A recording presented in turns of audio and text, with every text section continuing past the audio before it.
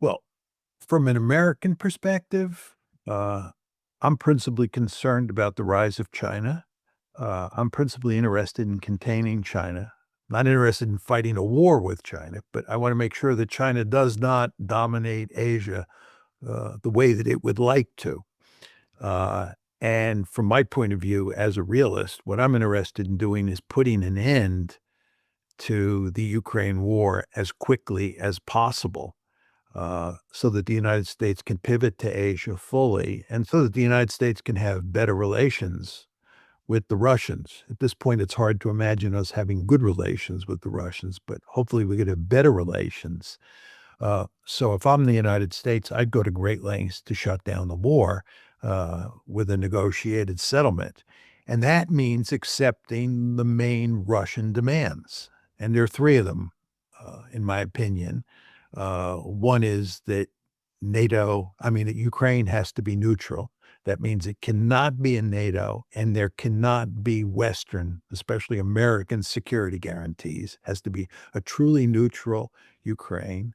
Number two, Ukraine has to disarm somewhat, at least to the point where it does not have significant offensive capability that could threaten Russia.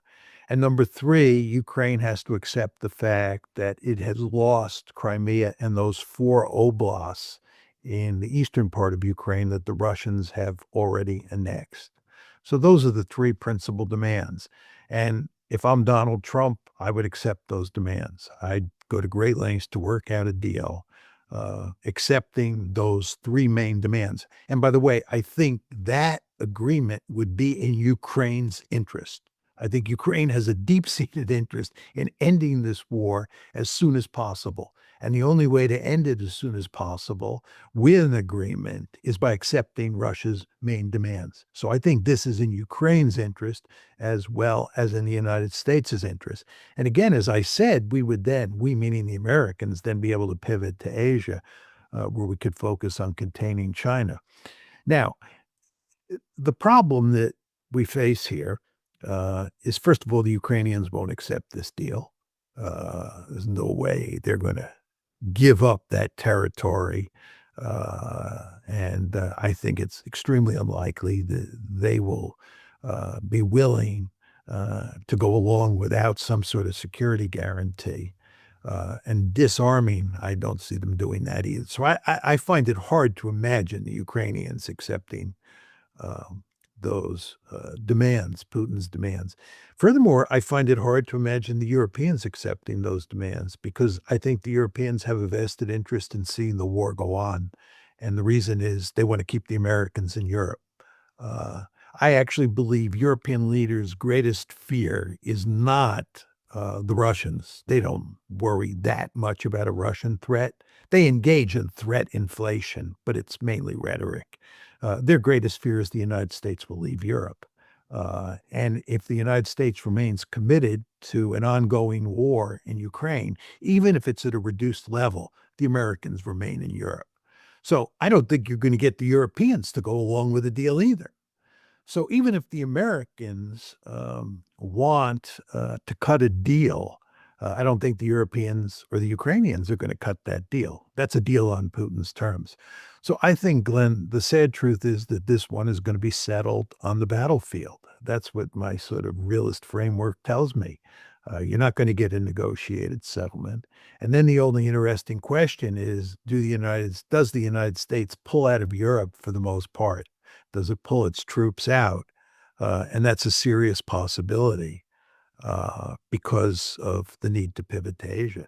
And we don't want to lose sight of the fact that there's also the whole Middle East mess, right? Because the United States is joined at the hip with Israel, we give lots of weaponry to Israel that could be used by the Ukrainians, and more importantly, could be used in East Asia to deal with the Chinese.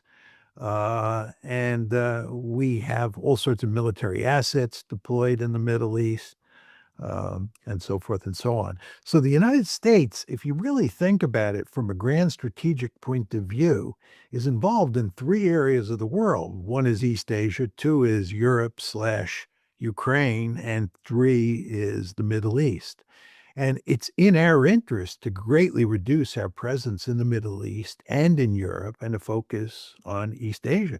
But we're unable to do that. It's really quite remarkable the situation we are in. We are deeply involved in the Middle East. There's no evidence that that's going to change. And we are deeply involved in Ukraine. And if you look at what Trump is doing, for all his talk about ending the Ukraine war, improving relations with the Russians, and reducing our presence in Europe, he's not done much of anything on those three fronts. We're pretty much back where uh, we were when he entered the White House on January 20th of this year.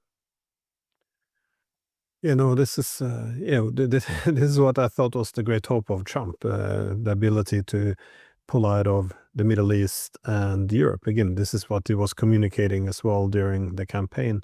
Uh, but you said, of course, as an American, but if you were a European or advising the Europeans, what would you do in this position that Europe's in now? Because as you said, there's this dilemma. If the Europeans kind of need the United States to remain in Europe as a pacifier to prevent a security competition between the Europeans, but also to elevate the relevance of Europe, I guess. But the more Europeans attempt to pull in the Americans into Europe, be it through perpetuating the war in Ukraine or through these horrible trade agreements, which, anything to keep the Americans there, then the Europeans will become economically weaker, more unstable, and overall it will become less and less relevant, and the US will lose further interest in Europe. So what is what would you advise to the Europeans at this point, as we're stuck in economic decline, and again, we're now almost in a direct war with the world's largest nuclear power? If I were the Europeans, I would do the opposite of what I think they are doing. I'd go to great lengths to shut down the war in Ukraine, get the best possible deal for Ukraine, and then at the same time improve relations with Russia, and do that with the thought in mind that good relations with Russia and good relations with China are essential for European economic growth. I'd go to great lengths, of course, not to antagonize the Americans, and do everything I could to keep the Americans in Europe. But if I were a European, I would accept the fact that it is likely that the Americans will leave Europe, in good part. Uh, I think you can make an argument that Trump is a bit of an anomaly, and once Trump is gone, we can go back to business as usual. I wouldn't put a lot of stock in that argument, but it would be an argument I'd pay some attention to, and I'd go to some lengths to have, or I'd go to great lengths to have good relations with the Americans in case things do improve once Trump leaves. But if I'm the Europeans, I'm not betting a lot of money on American support down the road. The United States is basically a rogue elephant. I think most European leaders understand that behind closed doors. They won't say it publicly, although occasionally it pops out. But, you know, is the United States really a trustworthy ally anymore? If you're a European, do you want to put all your chips in that basket? I don't think so. The United States looks like it's an irresponsible state. Donald Trump does not look like a leader that I'd want to, place a lot of reliance on. So if I'm the Europeans, I'd think about improving relations with the Russians, shutting down the Ukraine war, and rebuilding economies.